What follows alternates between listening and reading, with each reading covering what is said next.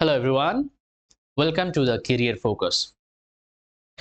আমরা ইতিহাসের উপাদান পড়ে আসছি, কিন্তু ইতিহাসের উপাদানগুলো কেন জরুরি? আমরা তো মনে করি যে শুধুমাত্র পরীক্ষার জন্য এটা ইম্পর্টেন্ট। অবভিয়াসলি পরীক্ষার জন্য এটা ইম্পর্টেন্ট হয়, তার জন্য পড়ানো হচ্ছে, না হলে হতো না। কিন্তু প্রত্যেক সমাজের জন্য ইতিহাস জানা যেমন জরুরি, সেরকম ভাবে ভালো কথা বলছি, সঠিক ইতিহাস জানাটা খুব জরুরি। সঠিক ইতিহাস কখন আমরা জানতে পারবো? যদি সেই ইতিহাসের সোর্সটা ঠিক থাকে, তার উপাদান সঠিক জায়গা থেকে আসে। যদি সঠিক জায়গা থেকে পাই, তাহলে আমরা তার উপর ভিত্তি করে যে ইতিহাসগুলোকে জানতে পারি, সেই ইতিহাসগুলো সঠিক। তার জন্য আমরা যে ইতিহাস এখন বর্তমানে যেগুলো পড়ছি, সেগুলো কোথা থেকে আমরা নিয়েছি, কিভাবে ইতিহাসগুলোকে আমরা সাজিয়ে এক জায়গায় গেঁথে, পুঁথির মতন গেঁথে একটা মালা তৈরি করেছি। সেই মালাগুলো গেঁথে আমরা ইতিহাসগুলোকে এখন আমরা বলছি। অনেকটা সোর্সের উদ্দেশ্যে, বিভিন্ন রকম সোর্স পেয়ে আমরা সেই ইতিহাসগুলোকে লেখা হয়েছে, ঐতিহাসিকবিদরা লিখেছেন এগুলোকে। দ্যাটস ওয়াই ইতিহাসের উপাদানগুলো আমাদের খুবই জানা জরুরি। তার জন্য পরীক্ষার জন্য এটা ইম্পর্টেন্ট। আর পরীক্ষাতে এটা আসে। ওয়াই পরীক্ষার জন্য ইম্পর্টেন্ট? বিকজ তোমরা পরীক্ষা কারা দেবে? পরীক্ষা কাদের জন্য নেওয়া হয়? যারা ভবিষ্যতের অফিসার, ভবিষ্যতের সরকারি অফিসার। ভবিষ্যতে তোমরা দেশকে জানবে, দেশের ইতিহাস সম্পর্কে জানবে। তোমরা ভুলভাল কিছু জানবে না। তোমরা চালাবে সরকার। তাহলে তোমাদের দরকার আছে না এসব জিনিসগুলো জানার, সঠিক ইতিহাস জানার। জনগণকে কিভাবে তোমরা নিয়ে চলবে সেটা তোমাদের উপর নির্ভর করবে। It is very important to know about the history, about everything obviously, because you are the future officer. চলো দেখছি আমরা আজকের ভিডিওতে আমরা ইতিহাসের উপাদানগুলোকে আমরা ভাগ করেছিলাম কিরকম ভাবে, তোমরা আগেই জেনেছো। আমরা সাহিত্যিক উপাদান, প্রত্নতাত্ত্বিক উপাদান দেখেছি। সাহিত্যিক উপাদান মেইনলি আমরা পড়ে আসছি। সাহিত্যিক উপাদানে আমরা দেখেছিলাম বিদেশি সাহিত্য, দেশীয় সাহিত্য। দেশীয় সাহিত্যের ভিতরেই আমরা ছিলাম। ধার্মিক, ধর্মনিরপেক্ষ, এই যে ধার্মিকের ভিতরে আমরা সব কমপ্লিট করেছি, ধর্মনিরপেক্ষেরও সব কমপ্লিট, লাস্ট একটা বাকি। এই একটা বাকি হচ্ছে জীবনীমূলক সাহিত্য। আজকে আমরা জীবনীমূলক সাহিত্য, জীবনীমূলক সাহিত্যগুলো বলতে কোনো শাসকরা নিজের জীবনী নিজেই লিখেছেন। কোনো শাসকরা তাদের জীবনী অন্য সভাকবিদের দিয়ে লিখিয়েছেন। যদি এই জীবনীমূলক যেই সাহিত্যগুলো আমরা জানছি, এগুলো যদি তুমি লেখো, মানে তুমি তোমার জীবন সম্পর্কে লেখো, তাহলে কি তুমি তোমার সম্বন্ধে কোনো খারাপ কথা লিখবে?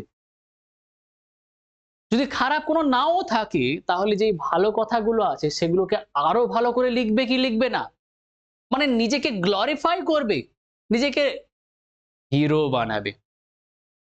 হ্যাঁ, এই হিরো বানানোর যেসব নিজস্ব বই, তাদেরকে বলা হয় প্রশস্তি। কি বলা হয়? প্রশস্তি। মানে নিজের প্রশংসা করা হয়েছে যেসব বইয়ে, সেগুলোকে বলা হয় প্রশস্তিমূলক গ্রন্থ, প্রশস্তিমূলক সাহিত্য। আর এই প্রশস্তিমূলক সাহিত্য বেশিরভাগ পাওয়া গিয়েছে আমাদের এই ইতিহাসের উপাদানগুলোতে। সেগুলোতে আমরা ইতিহাস সম্পর্কে জানি, কিন্তু একটু এক্সাজারেটেড ইতিহাস, বেশি বাড়াচাড়া করে বলা হয়েছে ইতিহাসে এরকম। কিন্তু আমরা সবকিছুকে নেব। আমরা জানছি ও নিজের নাম বেশি করে করেছে। ও নিজের নাম বেশি করেছে অন্য জায়গা থেকে, ওকে আমাদের ভেরিফাই করতে হবে। হাউ ওয়াজ হি? কেমন ছিলেন উনি, বা সি কেমন ওই টাইমে সমাজ ছিল না ছিল সবকিছুই। চলো তাহলে আমরা জানছি উইথআউট ওয়েস্টিং টাইম জীবনীমূলক সাহিত্যগুলো কি আছে। মজার কাহিনী না জীবনীমূলক সাহিত্য প্রশস্তিগুলো? হ্যাঁ, হর্ষবর্ধনের সম্বন্ধে লেখা একটা বই, সেই বইটার নাম হচ্ছে হর্ষচরিত। সেটি লিখেছেন কে? বাণভট্ট। বাণভট্ট ছিলেন হর্ষবর্ধনের সভাকবি। তাহলে কার সম্বন্ধে লেখা হর্ষচরিত? হর্ষবর্ধন সম্বন্ধে। বাণভট্ট কে ছিলেন? হর্ষবর্ধনের সভাকবি। That is very important. That is very important. এটা খুবই একটা ইম্পর্টেন্ট বই। হর্ষবর্ধনের সমস্ত জীবন কাহিনী এই বইয়ে লেখা আছে। এখান থেকে সেই টাইমের ইতিহাস জানা যায়। হর্ষবর্ধন কোন জায়গাকে রাজধানী বানিয়েছিল বলতো? কনৌজ। হর্ষবর্ধনের মৃত্যুর পর সেই কনৌজ কে নিয়েই একটা বড় সংঘর্ষ হয়। সেটা প্রায় 400 বছর ধরে চলে সেই যুদ্ধটা। 400 বছরের যুদ্ধ। মাথা খারাপ ব্যাপার। হ্যাঁ, 400 বছর ধরেই প্রায় চলেছিল। তার ছেলে পুরো জেনারেশনই সেই যুদ্ধ লাগিয়ে গেছিল ওই কনৌজকে দখল করার জন্য। সেই যুদ্ধটা 3টে পক্ষের ভিতরে হয়েছিল। বাংলার পাল, রাষ্ট্রকূট আর আর একজন ছিল প্রতিহার। এই তিনজনের ভিতরে হয়েছিল এই যুদ্ধ। আর এই যুদ্ধকে বলা হয় ত্রিপাক্ষিক যুদ্ধ। ত্রিপাক্ষিক যুদ্ধ আমরা পড়বো এটা সেই টাইমে আসার সময়। কিন্তু তোমরা ইনফরমেশন জানতে পারলে ত্রিপাক্ষিক যুদ্ধ কখন ঘটেছিল, কোথায় ঘটেছিল, না ঘটেছিল, কাদের সাথে ঘটেছিল। চলো আমরা এরপরে দেখছি। এরপরের বইটা আমরা দেখি, সেটা হচ্ছে বিলহন। বিলহন বইটার নাম না, বিলহন হচ্ছে লেখকের নাম। বিলহনের বইটার নাম হচ্ছে বিক্রমাঙ্ক দেবচরিত। বিক্রমাদিত্য ৬ চালুক্য রাজা, সেই বিক্রমাদিত্য ৬ বা বিক্রমাদিত্য ৬ সম্পর্কে এই বইটা লেখা।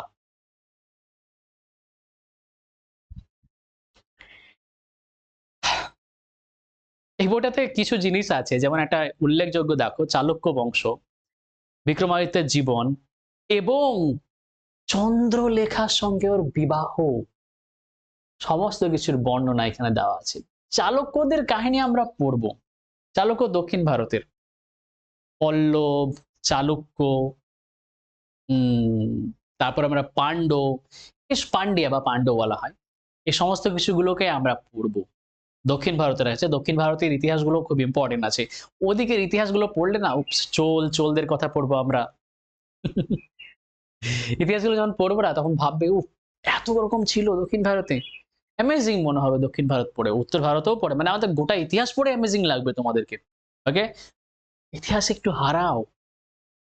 অবভিয়াসলি যে কোনো সাবজেক্টই পড়ো, একটু ভালোবেসে পড়ো। ভালোবেসে যখনই পড়বে দেখবে আগ্রহের সাথে, মনে থাকবে তোমাদের বেশি ভালো। আর যখনই তোমাদের মনে থাকবে, কোনো কোশ্চেনই তোমাদের আটকাবে না। কোনো কোশ্চেনই যখন আটকাবে না, তখন সমস্ত এক্সামই ক্র্যাক হবে, তাই না? তাহলে আমরা নেক্সট দেখি বিলহনের বিক্রমাঙ্ক দেবচরিত। নেক্সট দেখি সন্ধ্যাকর নন্দীর রামচরিত মানস।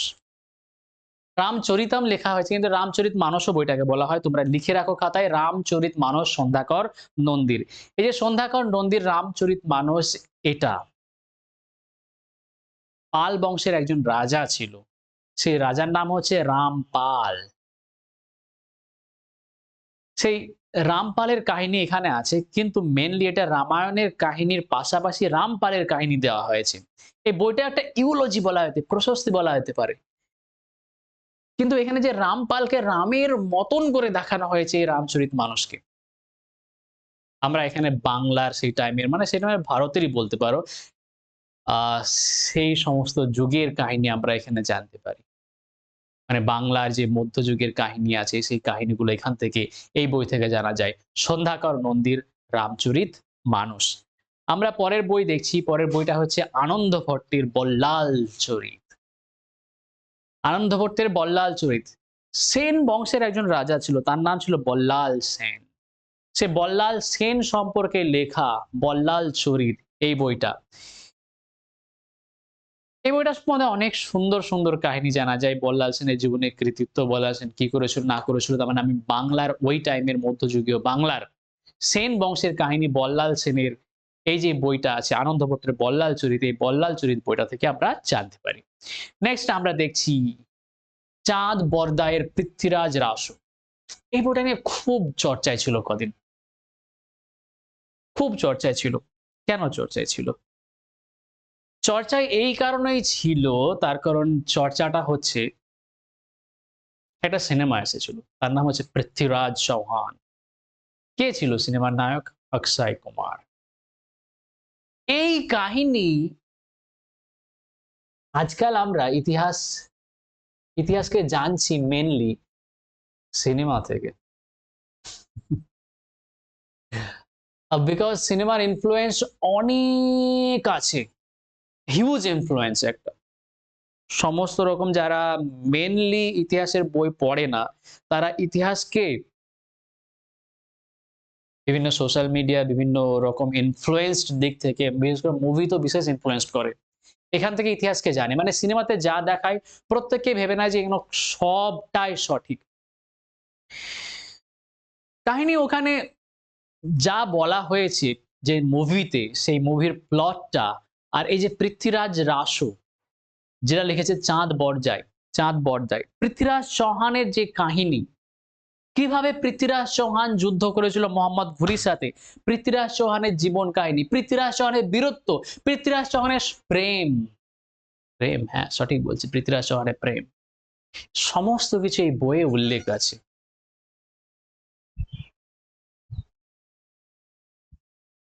আমি মানলাম পৃথ্বীরাজ চৌহান একটা বীর ছিলেন, কিন্তু পৃথ্বীরাজ চৌহান সেই টাইমের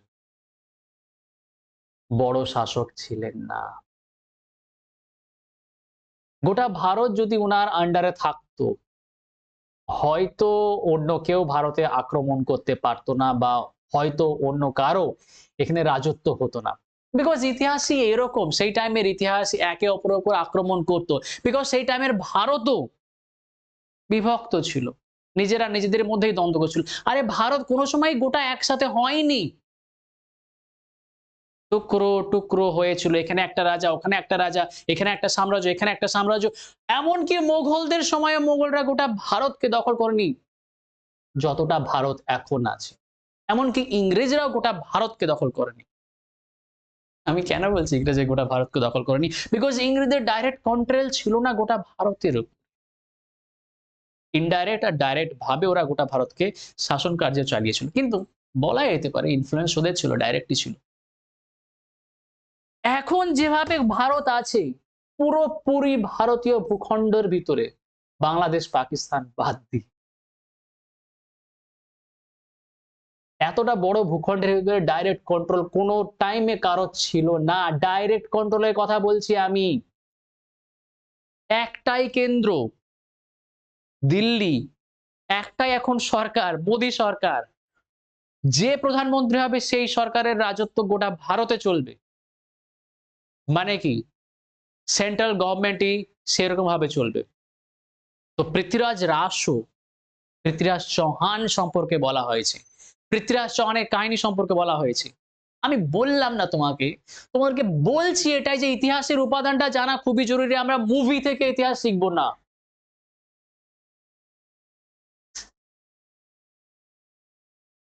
যেসব ফ্যাক্ট গুলো আছে, যেসব গ্রন্থগুলো আছে, যেসব প্রত্নতাত্ত্বিক উপাদানগুলো আছে, সেগুলো থেকে আমরা শিখবো, নট ফ্রম দ্য মুভিজ। কাল্পনিক হয় বাবা মুভিজ, পুরোপুরি হিস্ট্রিক্যাল ফ্যাক্ট নেই। চলো নেক্সট আমরা দেখছি। ও, নেক্সট এখানেই শেষ হলো। নেক্সট ক্লাসে তোমাদের সঙ্গে আবার দেখা হচ্ছে। এই ভিডিওটা এখানেই শেষ করলাম আমরা। চলো, বাই বাই এভরিওয়ান। নেক্সট ক্লাসে আবার দেখা হচ্ছে। ভিডিওটি কেমন লাগলো অবশ্যই তোমরা বলো কমেন্টের ভিতরে। ভালো লাগলে লাইক করো, আর এরকম ভিডিও পেতে আরো চ্যানেলটাকে সাবস্ক্রাইব করো।